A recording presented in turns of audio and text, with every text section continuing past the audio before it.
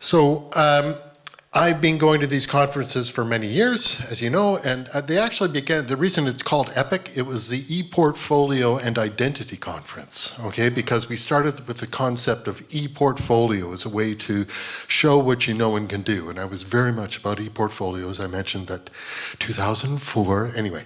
So that said, I think both Serge and I got really impatient with ePortfolios as they were administered, as they were rolled out by institutions. So you were talking about ventriloquist badges. I was thinking about sock puppetry in ePortfolios. I will say what you want me to say, so you will recognize me, and I will be able to pass this barrier.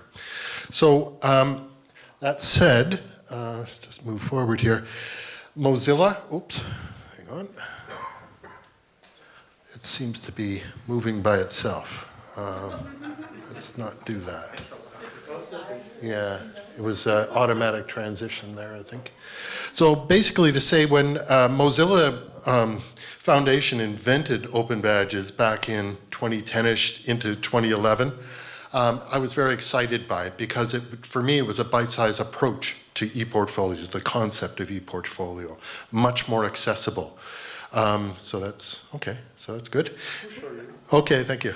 So in 2015, Serge mentioned Barcelona was that was a sort of a difficult conference for some of us, but for me, I was working with HPAS at the time, so I developed sort of a slightly more complex version of the Mozilla napkin sketch, and basically, you know, some people said you blew my mind. Some people said that's way too complicated. But what I see happening now is this is now coming to be. And so my poster in the other room is going to show different versions of this that I'm showing you in detail in the slides. So a point I'd like to make is that it's not about courses. 70-20-10 learning, most of the learning we do is totally unstructured. It's not organized. And so why do we pretend that we can basically make a course about everything? So it's kind of putting 70-20-10 on its ear to say that you can make a course about everything. So what I've developed, somewhat working with Stella, this is a sort of a generic version of something that Stella and I worked on, is a sort of a flexible spectrum of recognition that you would have the formal things over here. We mentioned certification, in other words, I'm ready to fill this role. We mentioned certificates, basically assess certificates, stuff people can fail. But there's a whole whack of stuff there that can provide value. Could be just completing a micro-learning course. It could be about being part of a webinar, part of an event or a workshop. Could just be community recognition. We're working with an organization called Team Democracy in the US right now that's recognizing leaders who are leaders in civics in ways of being politely talking between Democrats and Republicans. Honest. So, and then in the middle I have this sort of crossover. The vertical line is assessment, and you could have a demonstration of ability. So Eric was talking about badge application forms. Those are ways of putting together an evidence package to say, I have this thing.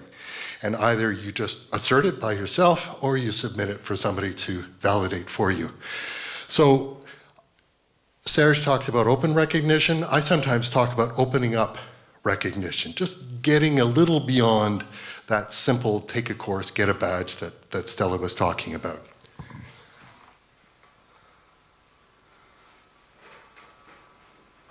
So I think I'll skip over this. These are just some examples of types of things you can do that relate to 70-20-10, just actual instances of learning events. So yeah, so this is something I did for the ITC ILO that I was working on with Elias, opening up recognition for them. They had a certification set up. If you keep it going, that'd be great. Wow, that's backwards. That's weird. Okay. Anyway, it's a big ecosystem. Some of the stuff is unstructured. Some of the stuff is structured. We have the semantic web that's being talked about these days, and AI, you're going to be hearing more about that tomorrow. This is kind of where it's going if you can read it backwards. Okay?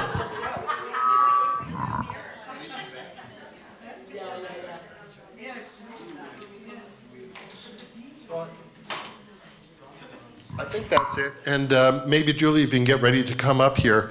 I just wanted to leave you with this. This is just a bit of fun gamification. We talked about gamification. I think Doug is the one who's earned the virtual master quiz. You can just log on and learn this with a bit of help from Google. And then if you go to the K&K Maria Teresa Hotel, you can see the first in a QR code journey. You can make your way to the social dinner on the 17th, but it's open right now. So if you, there's a picture of it just in front of the hotel. Okay? So I'll leave you with that.